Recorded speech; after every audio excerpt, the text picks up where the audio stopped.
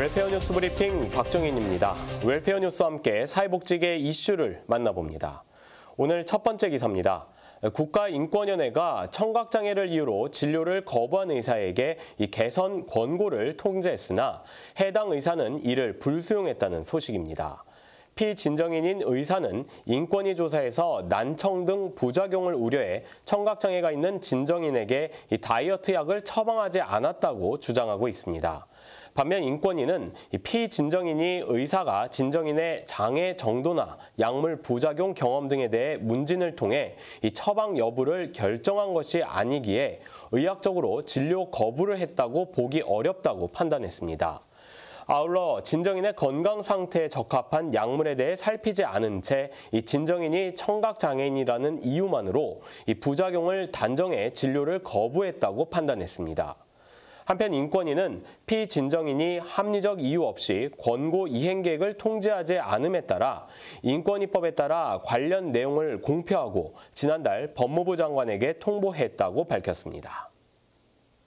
다음 뉴스입니다. 전 세계 농아인들의 축제인 제19회 세계 농아인 대회가 제주에서 개막한 가운데 오는 15일까지 대장정에 들어갔습니다.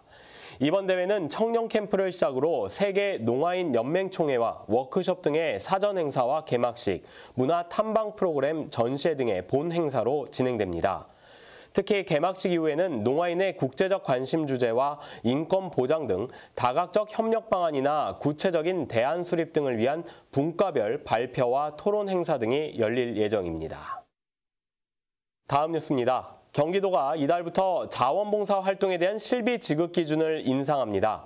경기도는 최근 고물가 현상으로 음식값 등이 상승하면서 실제 자원봉사 현장에서는 지급되는 실비 외에 추가로 자부담이 필요한 경우가 대부분이라고 설명했습니다.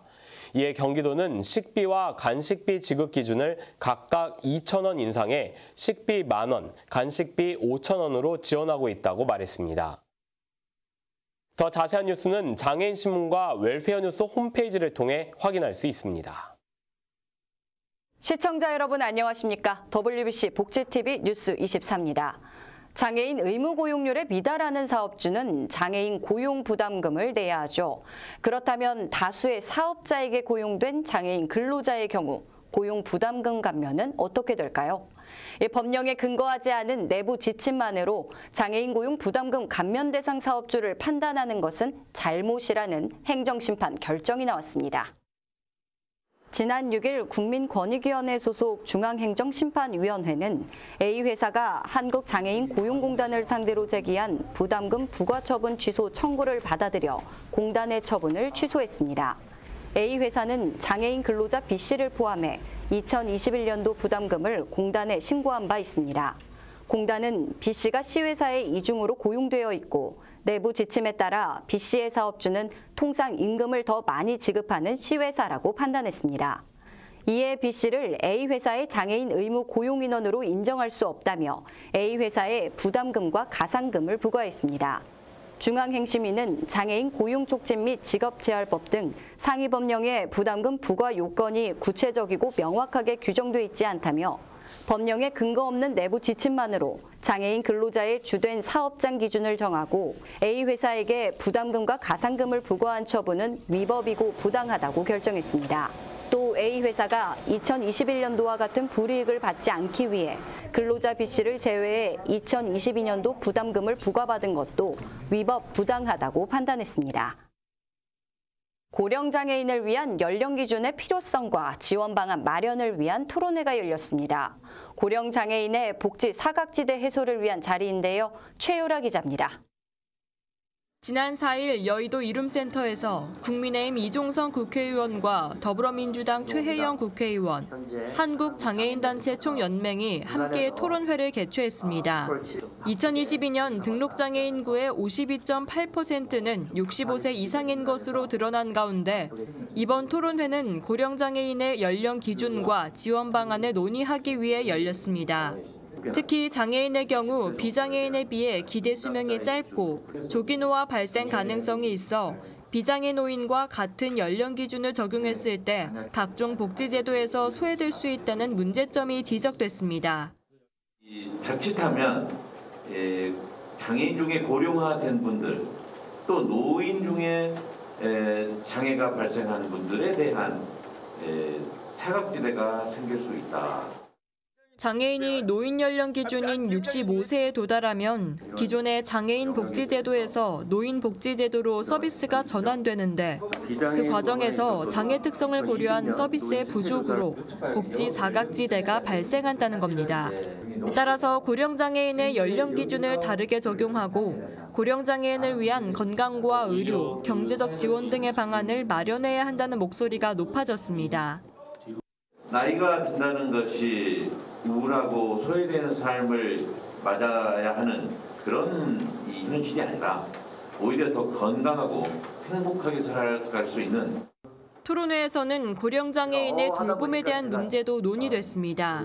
대부분 부모나 가족 등이 돌봄을 전담하고 있는 만큼 이들에 대한 지원도 필요하다는 겁니다. 올해 고령 인구의 비율이 18.4%를 기록하는 등 초고령 사회로의 진입을 앞두고 있는 가운데 고령장애인의 편안한 노후와 사회활동을 위한 실질적인 대책 마련이 필요한 시점입니다. 복지TV 뉴스 최유라입니다. 장대 같은 비가 쏟아졌다가 언제 그랬냐는 듯 불볕더위가 이어지는 본격적인 여름 날씨가 시작됐습니다. 환경부는 기후위기 취약계층을 대상으로 폭염 대응 물품 지원과 행동 요령을 안내하고 지자체의 폭염 대응 추진 상황을 점검했습니다. 환경부는 생활 속에서 폭염 대응력을 높이기 위해 시민단체와 기업, 한국환경산업기술원과 협력해 더운 시간대에 휴식하기, 물 자주 마시기 등 폭염 행동 요령을 안내합니다. 특히 전국 취약가구 2,100여 곳과 경로당 등 취약계층 이용시설 50여 곳을 대상으로 친환경 소재의 여름용 이불, 부채, 도라지차 등 폭염 대응 물품을 지원합니다. 이와 관련해 지난 5일 환경부 직원들은 충남 천안시 일대의 취약 가구를 방문해 물품을 전달했고 무더위 쉼터로 지정된 경로당을 방문하는 등 폭염 대응 시설 현황을 점검했습니다. 보건복지부가 국립재활원 내 중앙장애인 보건의료센터와 장애인 건강검진센터, 중앙보조기기센터를 방문했습니다. 현 정부의 국정과제인 장애인 건강관리 지원 확대 이행 상황을 점검하고자 추진됐습니다. 중앙장애인보건의료센터는 장애인 건강보건연구와 종사자 교육 등을 수행하며 국립재활원이 지난 2018년부터 지정받아 운영하고 있습니다. 장애인 건강검진센터는 중증장애인 편의시설과 검진 장비를 갖추고 지난해 문을 열었으며 재활원 외에도 전국 22개 의료기관이 사업에 참여하고 있고 그중 12개소가 서비스를 시작했습니다. 중앙보조기기센터는 중앙과 지역센터를 연계하는 보조기기 서비스 전달체계를 구축하고 운영하고 있습니다. 올해는 장애인 건강과를 신설하고 장애인 건강권법을 개정해 공공보건의료기관의 장애인 건강검진기관 참여를 의무화했습니다. 제3회 서울 유니버설 디자인 어워드가 오는 20일 시작됩니다. 유니버설 디자인은 연령과 성별, 장애의 유무와 관계없이 누구나 공평한 사용 환경을 만드는 디자인을 말하는데요. 박성용 기자가 소개합니다. 모두를 위한 디자인을 발굴하는 뜻깊은 행사가 열립니다. 서울디자인재단은 오는 20일부터 다음 달 2일까지 전국 유니버설 디자인 우수 사례를 발굴하는 2023년 제3회 유니버설 디자인 어워드를 개최합니다. 유니버설 디자인은 연령과 성별, 장애의 유무 등에 관계없이 누구에게나 공평한 사용 환경을 만드는 디자인을 의미합니다. 특히 유니버설 디자인 우수 사례를 선정해 포용성 있는 표준을 제시하고 저변 확대를 위한 움직임에 앞장서고 있습니다. 이번 어워드에서는 유니버설 디자인 환경 조성과 서비스, 제품 총 3개 분야에 대한 공모를 진행합니다. 이후 전문가 심사를 거쳐 총 12작품을 선정하고 유니버설 디자인 확대를 위한 기준을 제시할 계획입니다. 서울디자인재단은 유니버설 디자인의 사회적 인식을 확대하고 시민 누구나 차별 없이 행복한 일상을 누리게 하고자 한다며 지속적으로 우수 사례를 발굴하겠다는 뜻을 전했습니다. 복지TV 뉴스 박순용입니다. 연말연시 이웃에게 온기를 전하는 사랑의 열매에서 전 국민을 대상으로 사랑의 온도탑 디자인 공모전을 진행합니다. 자세한 내용 박성용 기자가 전합니다. 전국을 나눔의 빛으로 밝히는 사랑의 온도탑. 올해부터는 새로운 모습으로 시민들을 만나게 될 예정입니다. 사랑의 열매는 대국민 사랑의 열매 디자인 공모전 희망 2024 나눔 캠페인 온도탑을 만들어주세요를 진행합니다. 사랑의 온도탑은 매년 사랑의 열매 연말연시 희망 나눔 캠페인 기간 서울시를 비롯해 전국 17개 시도 지역에서 동시에 운영됩니다. 나눔 목표액 1%가 모일 때마다 사랑의 온도 1도로 표시돼 100도를 달성하기 위한 대장정을 펼칩니다. 이번 공모전은 희망 2024 나눔 캠페인을 앞두고 국민들이 나눔에 대해 고민하고 직접 참여할 수 있도록 하기 위해 열렸습니다. 사랑의 열매는 나눔을 통해 희망찬 내년을 열어간다는 뜻이 담긴 희망 나눔 캠페인의 의미에 부합하며 독창적이고 의미 있는 디자인을 선정할 예정입니다. 사랑의 열매는 공모전을 통해 국민들의 아이디어와 마음이 담긴 사랑의 온도탑이 운영되길 바란다며 많은 참여와 관심을 당부했습니다. 복지TV 뉴스 박순용입니다. 한국장애인 농축산기술협회와 서울특별시 농업기술센터가 장애인 일자리 창출에 힘을 모으기로 했습니다. 농업교육을 실시하고 치유 농업사업을 활용한다는 설명인데요. 박성윤 기자입니다. 앞으로 약자와의 동행 가치를 구현하기 위해 농업기술을 활용한 장애인 일자리 창출이 활성화될 전망입니다. 지난 7일 한국장애인 농축산기술협회와 서울특별시 농업기술센터는 농업 농촌의 공익적 가치 공유 확산을 위한 업무 협약을 체결했습니다. 이번 협약은 농업의 공익적 가치 공유 확산 등을 위해 체결됐습니다. 특히 두 기관은 농업기술을 활용한 장애인 일자리 창출에 힘을 모을 예정입니다. 이를 위해 관련 교육과 치유농업 사업을 활용한다는 설명입니다. 치유농업은 농촌 자원이나 이와 관련된 활동을 이용해 정신적, 육체적 건강을 회복하기 위해 제공되는 모든 농업 활동을 의미합니다. 앞으로 장애인 일자리 창출을 위한 농업 교육을 실시하고 치유 농업을 접목해 사업을 병행한다면 높은 시너지 효과가 나타날 것이라는 기대입니다. 장애인 일자리 창출과 관련된 농업 기술 교육을 서로 이제 공유할 수 있도록 저희가 강사도 파견 가능하고요. 또 치유 농업 쪽으로 해서 지금 장애인 분들이 심신 건강을 위해서 저희가 적극 추진하고 있는 치유 농업을 접목해서 이런 사업들을 같이 병행해 나간다고 하면은 상당한 그런 어떤 시너지 효과도 나올 것으로 생각을 하고 있습니다. 이를 위해 한국장애인 농축산기술협회에서는 장애인들의 농업기술 양성 교육을 준비하고 있습니다.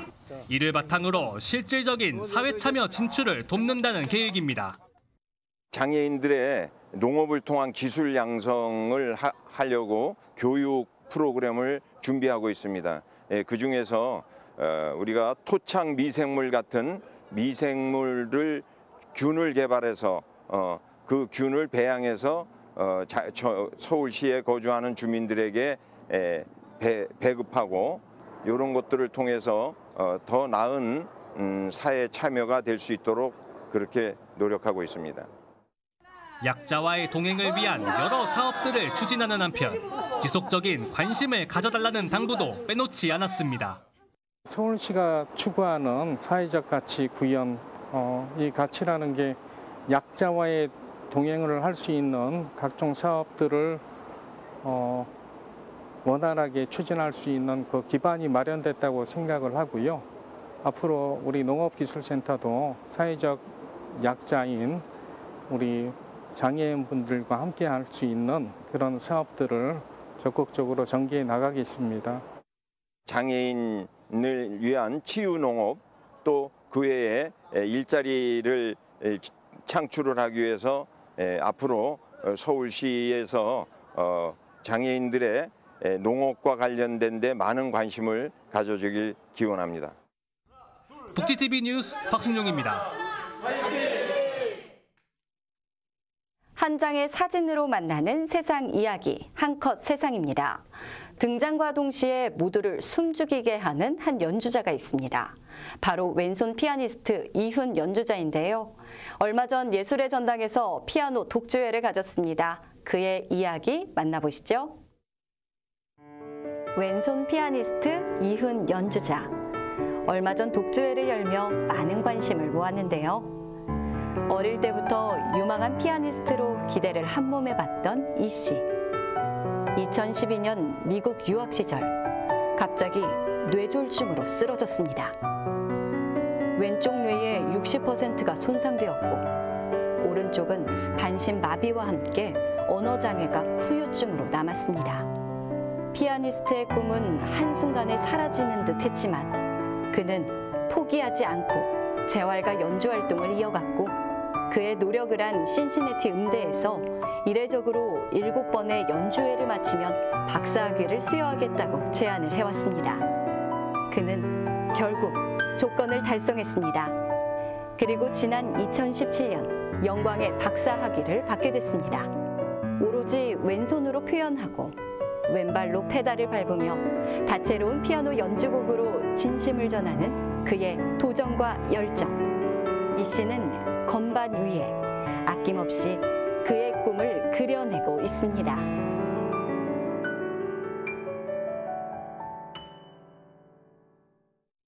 이어서 복직의 정책 소식 만나보겠습니다.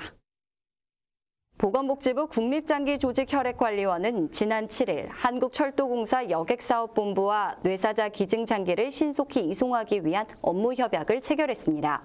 이에 따라 앞으로 장기 이송 관련 긴급 상황이 발생하면 관계자가 우선 탑승하고 승차권을 발권할 수 있게 되는 등 협조가 강화됩니다. 경기도는 22개 시군과 함께 여성청소년 생리용품 보편 지원 사업 하반기 신청 접수를 받습니다.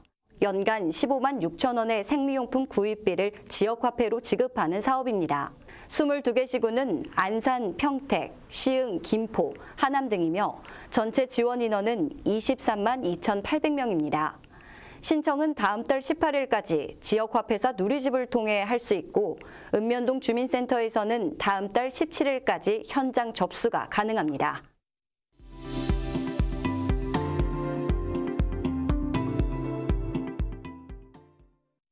길을 거닐다가 만나는 특별한 공연이 열렸습니다. 경기도 양주시 여성장애인 어울림센터 회원들이 지역사회와 함께하는 버스킹을 가졌는데요. 현장에 정은선 기자가 다녀왔습니다. 지난 8일 양주시 여성장애인 어울림센터 회원들은 옥정 호수공원에서 작은 연주회 시간을 가졌습니다. 이번 우쿨렐레 버스킹 공연은 장애인과 비장애인이 지역사회에서 서로를 이해하는 장벽 없는 사회를 만들고자 하는 뜻깊은 사업입니다. 앞으로 차별 없는 사회, 스스로 자립할 수 있는 기회가 좀 더 있었으면 좋겠습니다.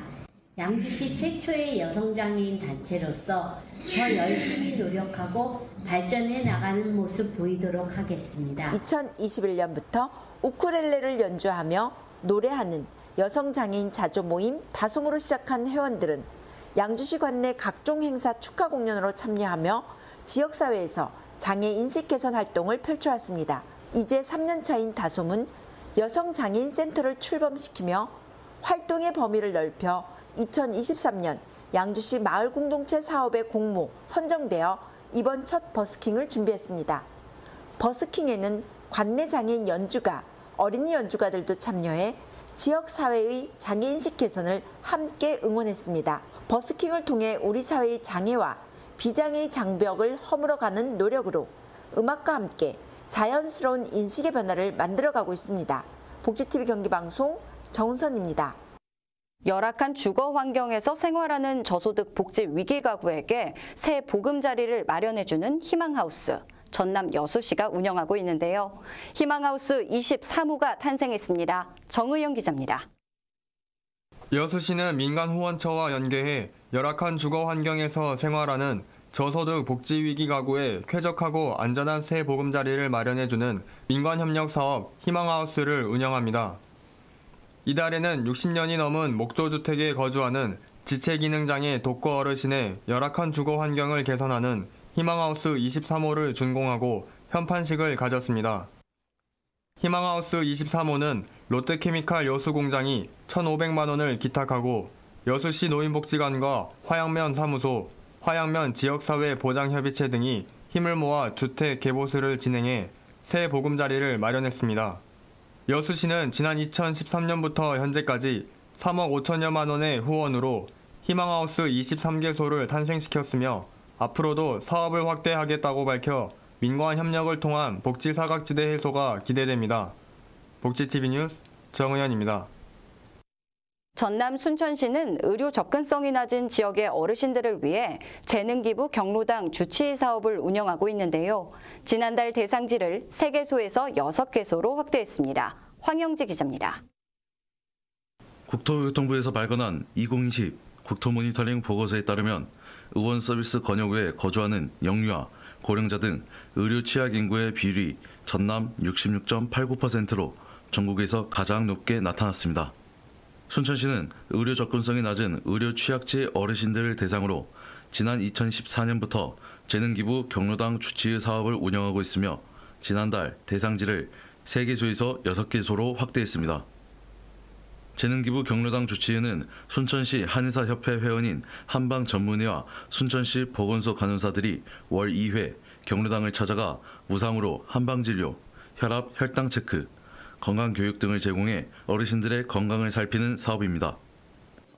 순천시 보건소 연관에서 의료 취약지역에서 불러주시면 언제든지 찾아가서 힘닿는 데까지 최선을 다해서 의료에 봉사할 수 있도록 노력하겠습니다.